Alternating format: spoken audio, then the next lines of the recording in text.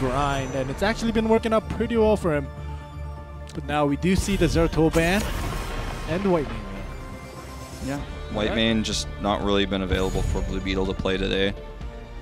So we saw a very similar draft to this on game 1, where they went to the Hanzo Dahaka. They didn't pick Anubrock and Falstad. Still very viable on Towers of Doom. Judy, again, he's had some great moments and some less than great moments tonight, let's say. But I think that's the style they prepared for this match, and they will take the Anubrock again. This time is the first time Thrall is available.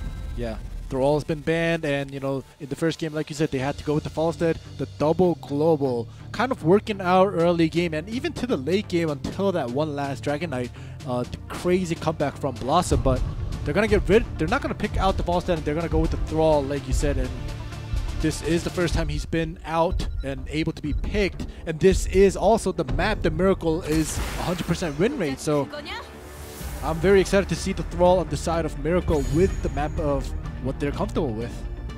But Medivh is super powerful with Diablo. Yeah. And even when you think about Diablo's base regen, once he finishes his stacks, like, he will heal so much while he's barriered. But it eliminates the one weakness of Diablo is escapability. He can go in, set up and engage. His mouth will be the final pick. He can come in, set up and engage, but it's tough to escape. But when you have a portal, you can go in even further for an engage. You can go so far. And then right after, if it works or if you get a kill, you just port right out. Yeah, exactly. So you can just go back and forth, and you create a positive opportunity for your teammates. You can stay there. If it's not working out the way you thought it would, you can portal out, like you said. And you know, it's just annoying having a Medivh on the opposing side. You have to always account for the fact that they have more vision than you all the time. You have to account for the delay. As Medivh not only empowers delay for other heroes because he can allow them to be into range to poke the channels, but he also, when he interrupts, gets cooldown reduction, and they can interrupt again and again and again. And it's very... While he's doing that, he's also getting stacks for his Master's Touch. It's like win-win. And this was the map that Rich got famous for Medivh on because he would play it with compositions like this, not where it's like a Medivh secondary support, but it's actually just for delay. Set up a lot of combos with Leyline Seal into Apocalypse for big stuns. So, I mean, we have seen a lot of Lightning Breath even with Medivh, but I think that this is one where you think about that particular combo with the Apocalypse. And here we go, and you know, I'm expecting a lot from Miracle because you know, this is their map, and they do have some of their comfort picks here that they like to go with most of the time. As long as Judy doesn't make, you know, crazy calls that he usually does, that he had in the next few games. Look at this setup here. There's like no fear for BlossoM because of the portal. And sure, there's a root on it, but you know, if you get rooted by that on your way in, you're just... They're not actually portaling in. The portal's set up in this case, so if something goes wrong, you go out. You can still portal while rooted. You just can't like continue to chase. So like you can see everyone's rooted here, portaled out. It's fine. So just it's a bigger threat. You see the rotations coming up here. Thrall all alone by himself at mid, soaking up the experience, kind of keeping that small pressure early game. And Ural and Dehaka at top lane, as we saw in game 1. Ural took the advantage most of the time, but Dehaka kind of coming fast and coming towards his team fights where his teammates needed backup, kind of gave him the advantage, and the loss of experience at top where Ural just stayed there and soaked up experience by herself. Just to tell you guys about the level 1 talent that Diablo picked, it's a bit of a rare, weird one. It's called Feast on Fear, and it's when you stun, you get actually healing from that, and that's going to, again, pair with the protection from Medivh, because you're just going to look for those stuns out of Portal, and then you're going to have the heal. 12% of his maximum health, which, as he gets healthier and healthier, it gets more and more souls, is quite a lot of health. So that's kind of a cool talent pick here. We almost never see that. It's almost always Devil's Due, but... Okay. We'll see if that'll actually work out for BlossoM and for Honkano. Ooh, that was a good CC right there by Deckard onto Frankel. It's just, you know, the obvious thing is you're going to root Diablo when he goes in like that, but then the portal comes up and he just goes right out. So that's why this comp is so strong. It has to be like really well prepared. Modern Life throughout his career has played a lot of Medivh and has been able to set up comps like this a lot. His Medivh play with Sign when he was very briefly on Tempest. When Sign was playing Diablo, is something he's also famous for. So, yeah, I mean, this is a comp that makes sense for BlossoM, and it's very difficult for Miracle to control this early game against the Medivh pick. But when we get post 10, there's a lot of things that Miracle can do, and they can still invade like this, as long as Diablo is not being the one making the initiation. Medivh has to come back up. All right, there we go. Jumps over. Comes over here, Hunk. Nacho Jin kind of low, but does get out safely here. That was really well played by Miracle. They set up the engage to trap BlossoM because they knew where Modern Life was in a place where they could not enter either side of the portal. They were actually stuck in between the portal location. Yeah, well played, and here we go. It's going to be pretty even here. Yeah, this is going to just be a trade. Mary Day needs to be interrupted. Moonfire will do it. Remember, Dahaka has the ability to soak a little bit longer. Yep. But he actually does so. Diablo does get looted right away. Portal it up. The usual. Now, Portal doesn't have a very long cooldown, so you know you don't always feel like you got a big win when you force that, but it does feel nice that we're able to get value. Ooh, Raynor actually kind of comes up to help out the Euro, but not gonna happen. Medivh here just kind of floating around. Can just drop a W, force of will right out of Raven form here if anyone gets in trouble. Portal set up here for Wiz. Trying to set up for that stun. They get it. Here's the follow-up stun. Perfect execution. Perfectly done. Now Nachogen, he came down during that moment. He's actually going to get caught by the second stun here. Wiz is channeling it. Okay, he gets dragged, so it's going to take a second. He's not going to actually get that stun he was looking for. That was such good execution. All right, the portal coming out. Nachogen does get taken. Yeah, he can't go forward because the scroll of ceiling is there. Really coordinated plays by BlossoM right here. You know, when they saw Judy get picked off, he should have just stayed top and allowed Miracle, the rest of the teammates, to kind of fall back and just soak up a little more experience at top by himself, rather than coming down and dying. Yeah. I think that coming down was a little bit too late, but well, that was a scary moment there, but with everybody just getting moved. I just cannot stress enough like the coordination that's required to set up a play like that with Urel's stun, or like Hammer of Righteousness, or Hammer of like goody two shoes, like whatever it's called. I don't know. Like, she's like, I'm a good guy. I'm like, all right, yeah, okay, I get it. But anyway, when you set that up with the Hammer with a full stun, or knocks him back into the team, then Diablo's ready for the follow-up stun right out of it with the portal there. It's like, that's beautiful. That's a really high-level coordination. Let's go in. The double stun here will get rid of Raynor. A little bit more basic coordination on that one, but it was still good. Well, you know, this kind of basic pickoffs, Judy was unable to, make opportunities even with this basic pickoffs, and he was getting picked off on the other side. So, I'm glad that Judy is going back to the basics. Yeah, just, I mean, guaranteed coordinated plays like that are always better than the riskier play. You have to have everyone on the same page or it just doesn't work, especially with a Nubrok, man. Nubrok is not a tank I recommend for solo queue play. Unless you're like in voice chat. Yeah. Exactly. There we go. Another fight Raynor does come. Okay, so again, pay close attention to Wiz when he's got his setup for the stun. Okay, he gets rooted this time, doesn't get the stun he was looking for. But he can heal. Yeah, he definitely can. And it does go in here. A lot of damage being taken by Wiz, though. He could heal himself, but can he sustain himself for that long? Not when he's dragged. grabbed. Yeah, that's a nice play here. They can't keep him alive forever. Well, Meriday was certainly trying. Force up will complete, so that's very important. That's going to mean a lot more damage here for Modern Life. So that's actually really nice. He's able to get that. You're also like no longer scared that you're going to die and lose everything. It almost never happens in pro play, but It's a nice little milestone. Yeah. That happens, and Deaka soaking up again. There go Diablos. He's also right there. Off. Teammate will come back. I think I called it Force of Will. I meant to say Master's Touch, but you guys know what I'm talking about. It's baseline damage on the Q. Alright. Here we go. Irel is at top. Deaka will match her up at top here before anything happens. The big question we were talking about was, you know, whether it was going to be the APOC combo. It's not. In fact, it will be Lightning Breath again. Yep. Lornado's out. Everything is just blocked as well. Yeah, that was not the engage they were looking for. It's not a long cooldown for Lornado, so it's okay. It's okay. Ural is at mid lane just in case. Does get that push. Goes back top. Yep. What you can do as Urel in this case is Dahaka will just keep pushing top, and then you can just go clear the wave. And so both solo laners trade like that.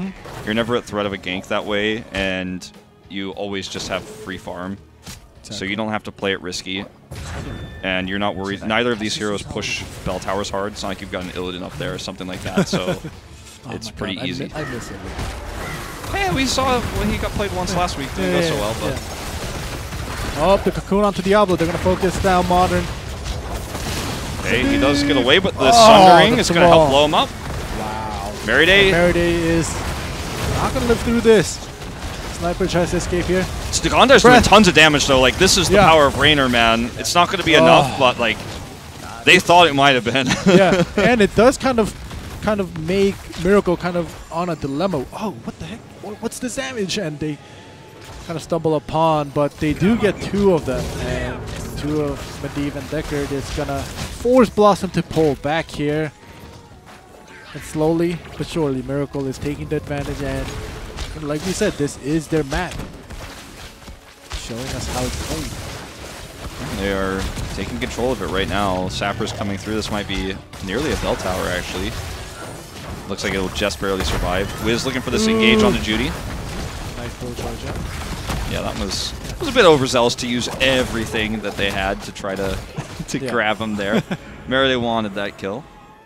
Maybe they forgot about the I mean, they're playing well around Judy's a new rock, but you know, the scroll thing does have some wind-up time before it actually connects to get that root to prevent the burrow out.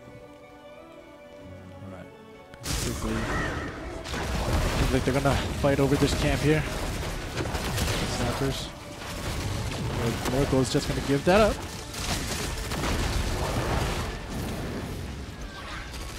Ural is going there at top. Gonna get rid of the camp. Will be contested to Haka. Okay, like right now,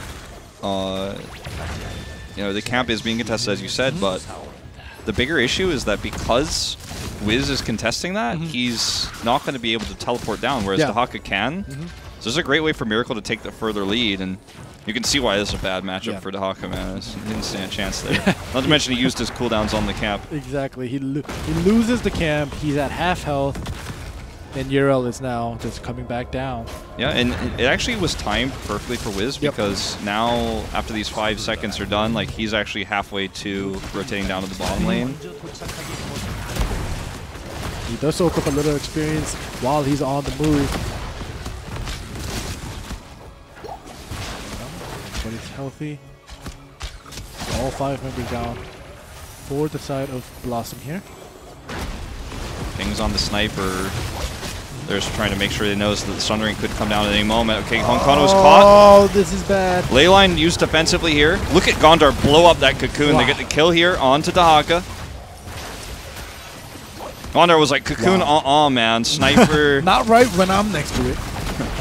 Sniper friend's trying to capitalize on that, but I'm just going to press W and blow this up with my Banshee as well. Yeah. That was a great break on the cocoon. Super fast.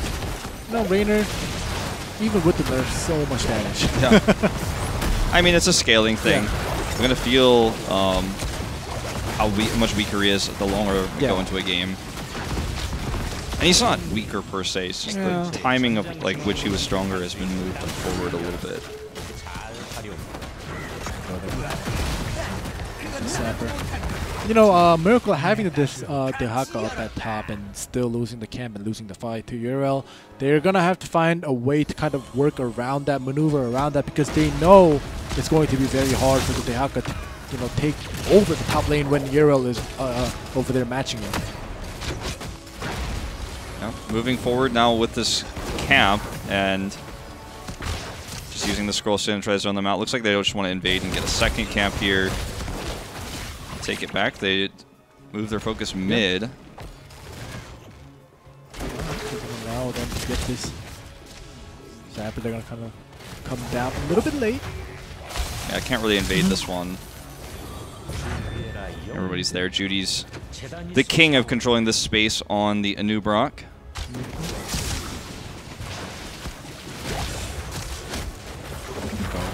The triple camp. We're going to have this scroll stand coming out. Here's the portal. Oh, here we go.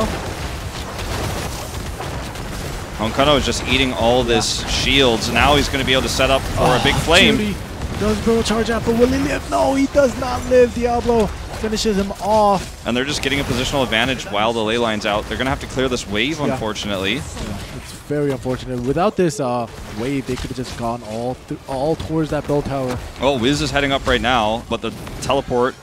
Oh, he's going to be able to cancel it. Yep. I say teleport, but yeah. So brush stalk does teleport you across the map, but you know, he goes underground, whatever. Yeah.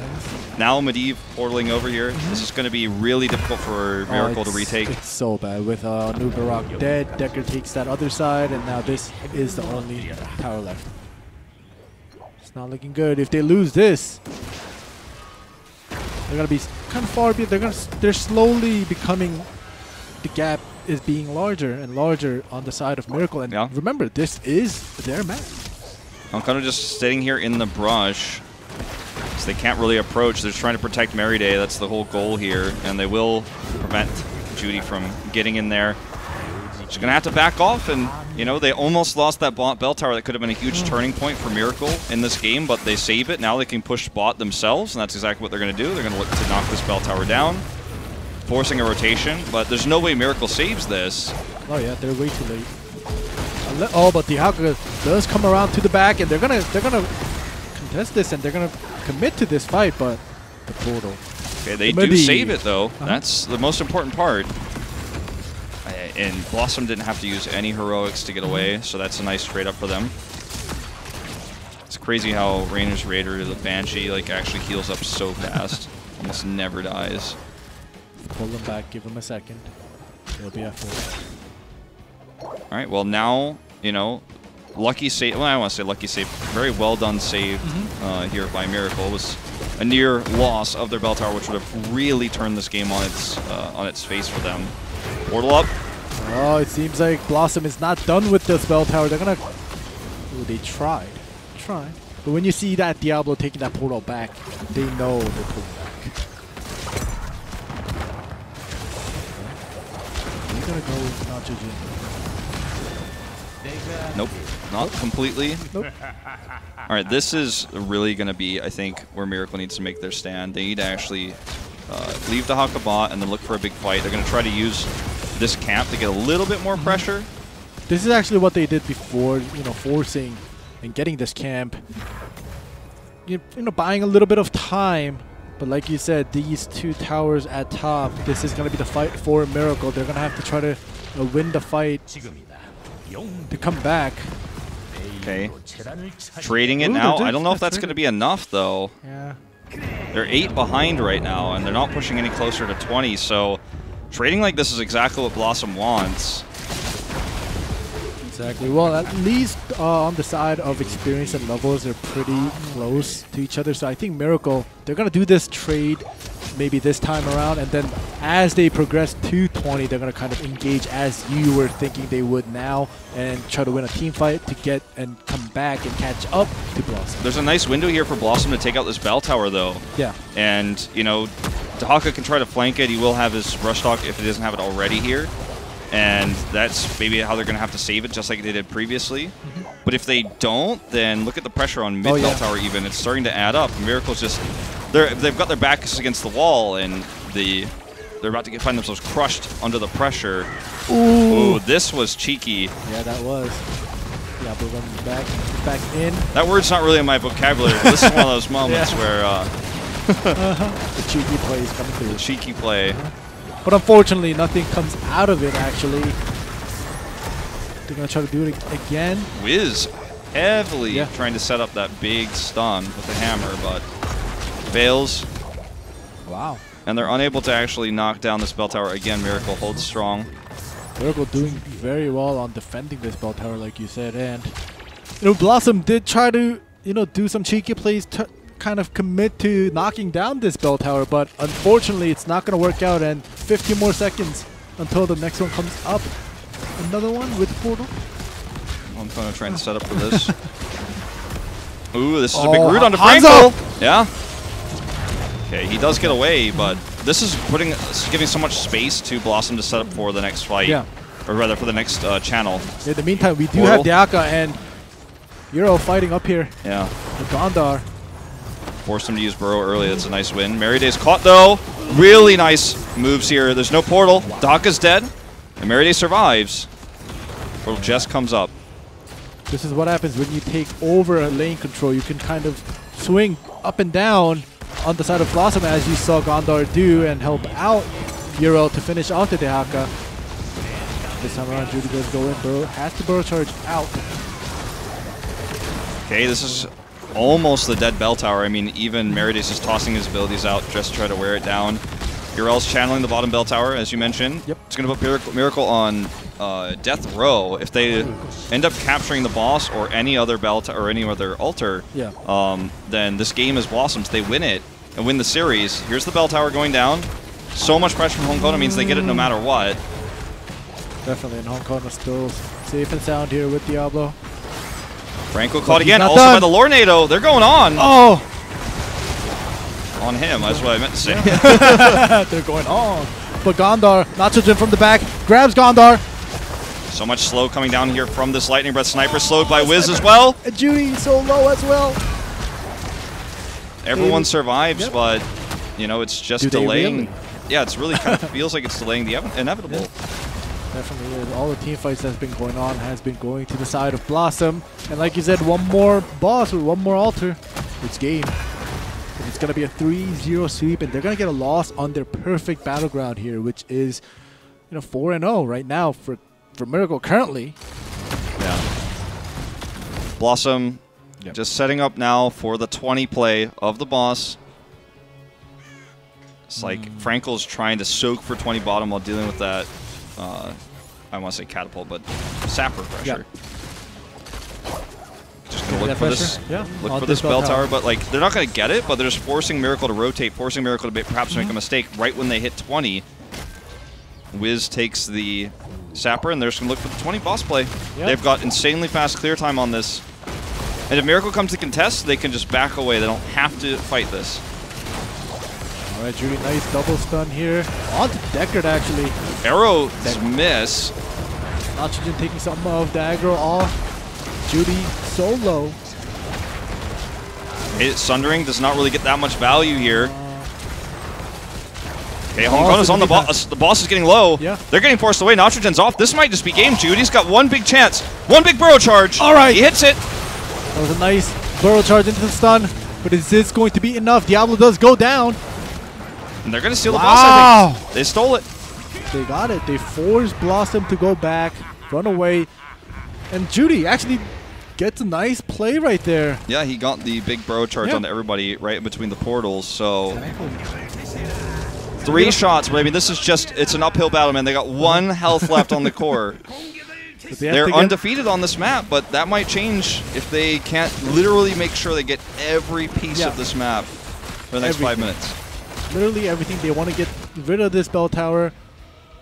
They don't want any sappers, sapping through here, but they're gonna put pressure on top once again.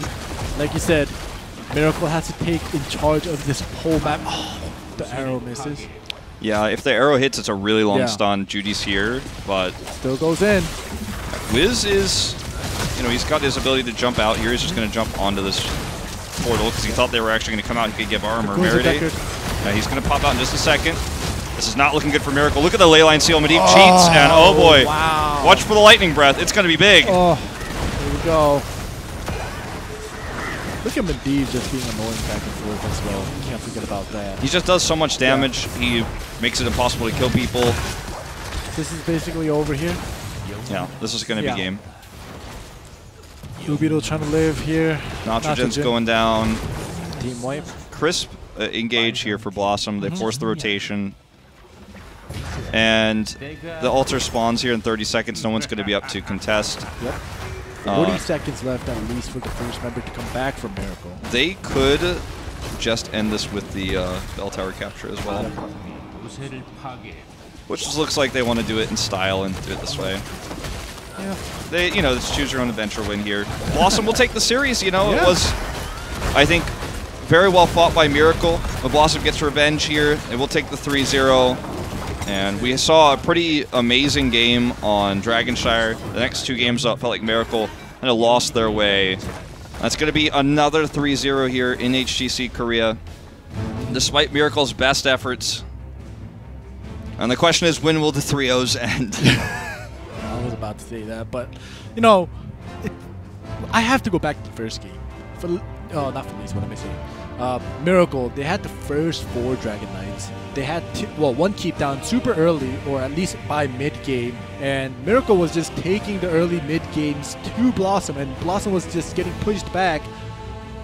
And Miracle, I thought Miracle had that first game, and if they did, it would be a 2-1 game right now. And we would have gone to game 4, and maybe even game 5, and Miracle would have had a chance and showed us a non-3-0, but that the comeback that BlossoM made in the first game just huge. It certainly was. Yeah. Look at how much, you know, heals, I guess you could say, from Modern Life here. 20,000 damage prevented, essentially. Meride walks away with 50k, basically more healing than his counterpart in Blue Beetle. Meride just kills it on the Deckard Cain. He's played 13 games, I believe, now of Deckard Cain, and that will put him at, let me check the exact stats one more time.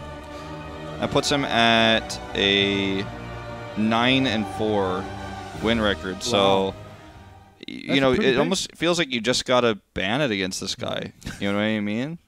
But do you really want to ban the Deckard? I'm pretty sure he's used to playing the other support heroes as well. It's just he feels more comfortable now, and it is the meta pick, especially for him, for that guy being 9-4. But I don't know about the Deckard ban. It's just such a he's such an impactful hero. Deckard is, because he sets up these large zones of slows and then slows set up into big roots. And when that scroll comes down, the thing about scroll that's so powerful is not in fact that it roots you. It's the fact that you have to play around that you'll be rooted. Scroll, so you're like, oh, I was going to fight here, but whoa, I got to walk over here, and then suddenly you get flanked and get caught by somebody else. But if you just get rooted, then you die also. So it's just so powerful. Scroll of Sealing as an ability is very unique in that it's one of the biggest roots in the game. You've got like Malfurion's root, but it expands similarly slowly. But Deckard Cain is just like, you better get out of this spot or you're going to die. And it's not a small circle like Malfurion. It's very big. It's a huge triangle coming through, and you see it happen. And when you're in that area, you're thinking, oh my gosh, I'm rooted. And the other thing, too, is it's like actually bigger than it appears. The edge of the triangle has like a really large hitbox, so it's like, it's insane what you can do with that. Yeah, but it is another 3-0. Yep, another one. So BlossoM will take the, I'd say, one of our harder fought 3-0s here. You and I had a pretty close game last week as well on Friday with Gluck and Supernova. It ended up being a 3-0 for Supernova. The games were pretty tight, I would say. It was pretty similar, and, you know, I always am talking about that Dragonshire, the first map, the closest one and the biggest twist there was yet. And if you guys didn't see it, just see that 27-minute, I'm sorry, the Dragon Knight coming out and just making a big twist, giving BlossoM the win. Yeah, Miracle, I think, mentality-wise, got a little bit shaken after that loss because they were so ahead. And like that was a game they should not have lost, but really snap decision-making by Wiz and Honkono to make that play with the Diablo bolt onto the camp there. trading that out, getting control of the Dragon Knight in that one tiny timing window, that's some high-level decision-making right there. So at the end of the day, Miracle does end up losing that, and they lost the series. But I think that was like a big turning point because in Sky Temple and then moving into Towers of Doom, they just never really recovered, and they never really had close games. So we're going to jump into some highlights here, and I believe we're jumping to highlights in the interview, right? Okay, yeah. Yep. So we're gonna finally get to see this again, and you guys can already see this is already to the point where BlossoM is down a keep, and the catapult doing damage to the Nexus here, and BlossoM just losing most of their team fights here. Yeah, look at Gondar surviving here. That's actually huge to buy a lot of time, but that ends up being Honkona comes over, both servers are going to get the fight win here. But this is when all 3 forts were up. The next fight they win, we're not going to watch, I guess. Yep. But the next fight's actually the big one. This is, just Miracle trying to control the shrines. This is the Riptire that meant the Junkrat was doing no damage. Yeah, and that stayed there forever and ever. Yeah, that ended up being pretty rough for them. And then the Dragon Queen came out pretty late. They wanted to play this fight a lot more conservatively, but once they started losing it, it was just a disaster. Yeah, this is the moment where I was talking about how... This was right after I was talking about how if Junkrat and Hanzo are left alone, they're so dangerous, but if the Junkrat is going to hold on to their Riptire for that full duration, it's not going to... They're going to lose the damage output. Yeah, well, here's... I don't remember exactly which fight this is. I guess it's just the... Oh, this is the last fight up at the top. And Leyline Seal ends up leading to a kill, and then the Lightning Breath slows everybody.